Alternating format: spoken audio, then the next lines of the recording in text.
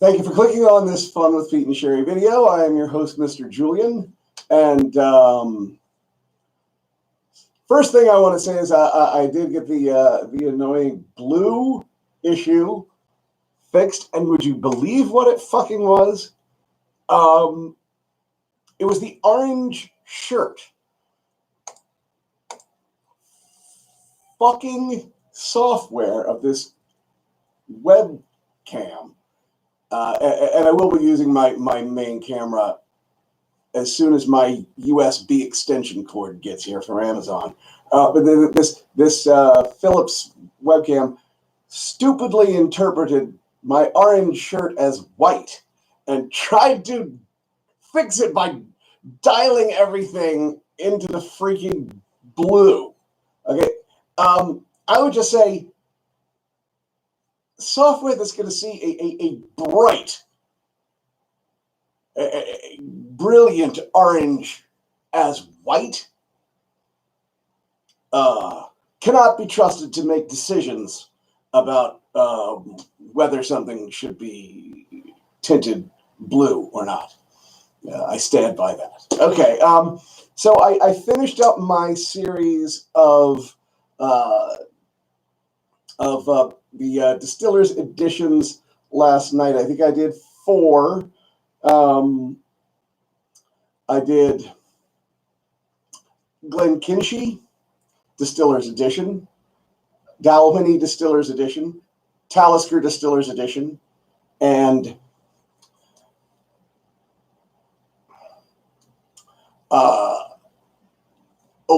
Oban Distillers edition.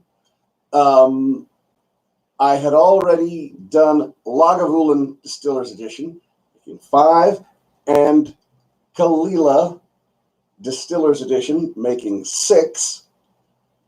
And I know I do not have and can't seem to get a hold of Cragganmore Distillers edition, making 7. And that means there's one I can't think of right now. What the fuck is it? Come on, somebody. Let's see. What's going on? Nobody? Seriously. Everybody promised me. It's okay. I know. The last few nights with sickness and camera difficulties, I know maybe it hasn't been the Fun with Pete and Sherry. It could have been. But fixing all of that, starting tonight with a couple of incredible whiskeys as I move. Too bright. My skin is not. Why are you doing this? Why are you doing this? This camera. What if I do this? No better. Some great whiskeys. Okay, I'm going to finally start my reviews of the Redbreast line, which I've been putting off because I've been drinking these whiskeys so much, and actually did a review with Hope.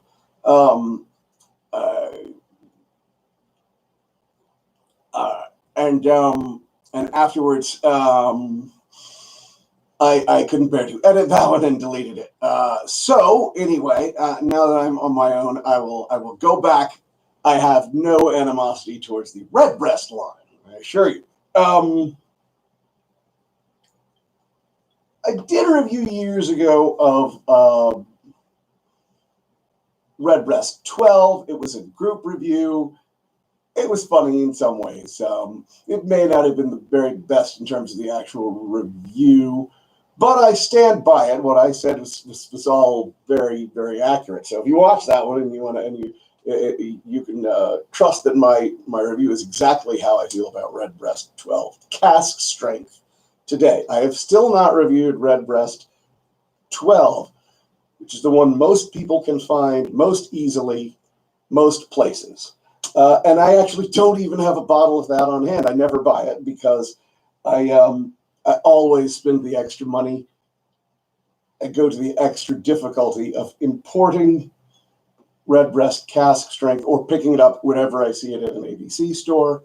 Uh, and I will always continue to do that because it is. You take what was a really good, solid whiskey, Redbreast 12, and then you just dial it to 11, and that's what this whiskey is. It remains one of my absolute favorite whiskeys. You should see my whiskey cabinet. Oh my God. I have about 4 or 5 bottles of this. I also have another 4 or 5 bottles of this, which is the whiskey I'll be reviewing tonight. Why does he do that? God damn it, it is not that bright. If I tilt it down. Redbreast 15. And should be mirroring this. What the hell is wrong with it? Anyway, Redbreast 15. I first tried at Whiskey Fest many years ago, and then for a few years after that, I could not find it, could not get a hold of it anywhere. And then I started finding some bottles, and it was amazing. And Redbreast 12 is complex. It has grainy notes and sherry notes, but it's a very solid single encapsulated taste. Whereas Redbreast 15 actually goes through more transformations as you're drinking it. But before I begin, and I will certainly end up heaping a lot of praise on the Redbreast line before I'm done. I have half a dozen other Redbreasts too that I'll get to, including some that are pretty far up on the price and quality scale. But we'll get there. But before I do that, there's something that, as an honest reviewer, I've got to let you know. Here it is. The 15-year-old Redbreast that I'm buying today, this year, starting sometime before that, are actually not the equal of the ones I was buying just a couple, 2-3 years ago. A step was lost somewhere, somehow. I don't know, and it's not the sort of thing you'll ever hear from the distillery. But it's still really good whiskey. I mean, it was so good before that that it remains good whiskey, even with its complexity somewhat diminished from what it had been. Right? So, as I'm smelling this, you get a lot of the things you get from Redbreast 12. Cereal grains and brown sugar, wheat or barley, corn.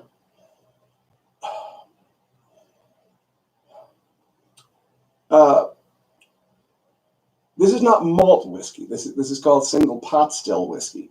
Single pot still is made in the same style, using pot stills as malt whiskey is, but it allows for the use of whole grains mixed into the mash bill. And whereas malt develops a purity, you can have a malt that, while almost doesn't taste like anything, still doesn't taste like anything bad, which is incredible because when you think of strong tastes in whiskey, it's sometimes assumed that they're there to cover other things, like even the taste of alcohol. But actually, if the cut is perfect, alcohol has no taste whatsoever. absolutely no isopropyl smell.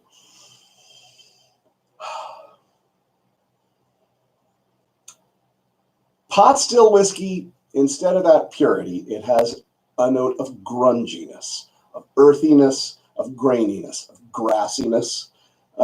This is standard throughout the Redbreast line, and it's a change of mouth feel as well.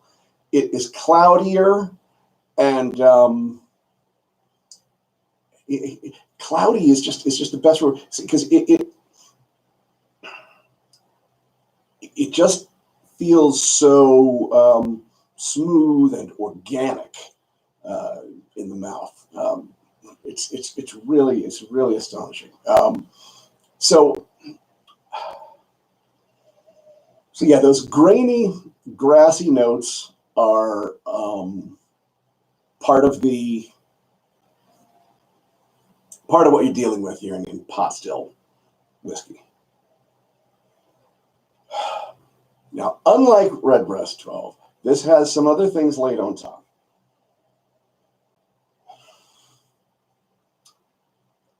Like sort of jumbly, I don't know, tropical fruit.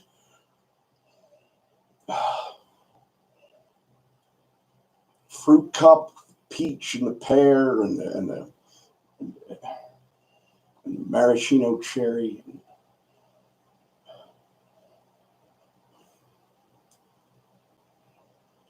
Sticky caramel, toffee, as you would say in British. Treacle, I guess. But it's butterscotch. Now, this isn't a scotch, so I can say butterscotch without having to concede that I'm really just saying butter because there's already scotch in there. Yeah, this smells like chocolate. Yeah, this smells like a sundae. Not the day, the dessert. It smells so freaking sweet.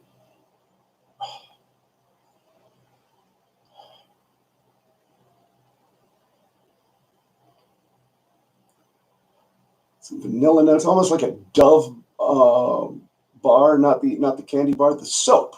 You know about the soap? If you could eat the soap and it would taste like it smelled. All right, so we'll give Redbreast 15 the final test.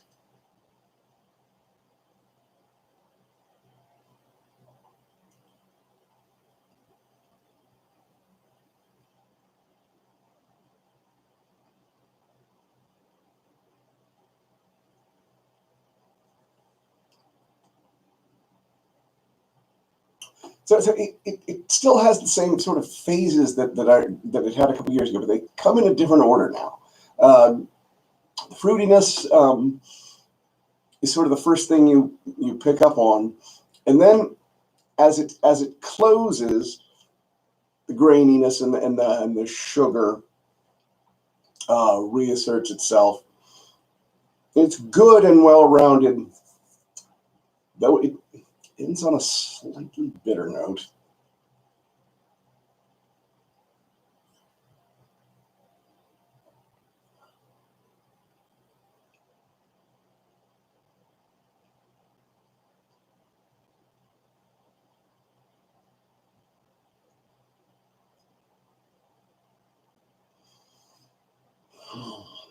So if Redbreast 15 ever comes back and is what it was again, I'll re-review it. But for now, I give this only a 7.8.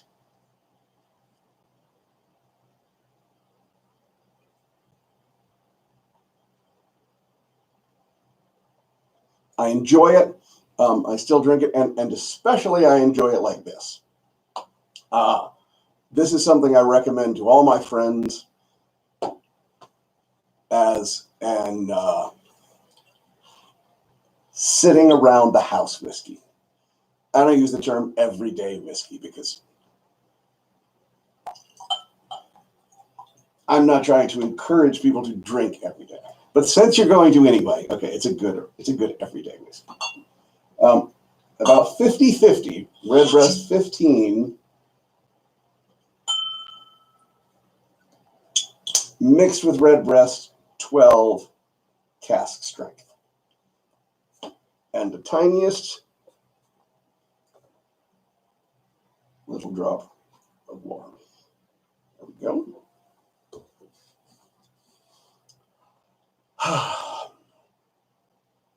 All right, so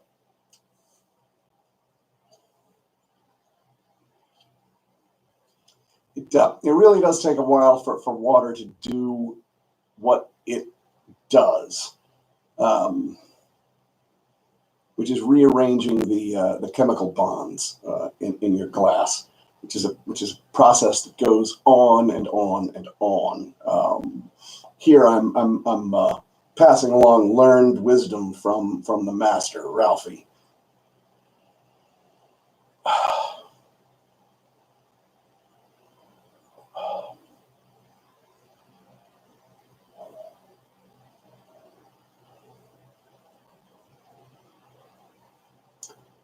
You know, once there was a time when there were only 5 Scotch vloggers, and I was easily within the top 5 during that time in terms of my viewership.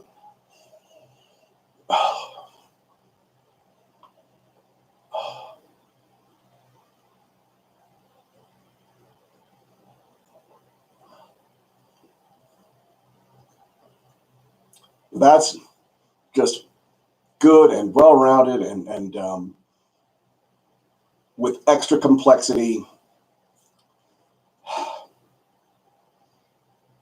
That's just a whiskey that makes your mouth happy. So that's all I have for now, but there will be much more along from the Redbreast line. So thank you for joining me.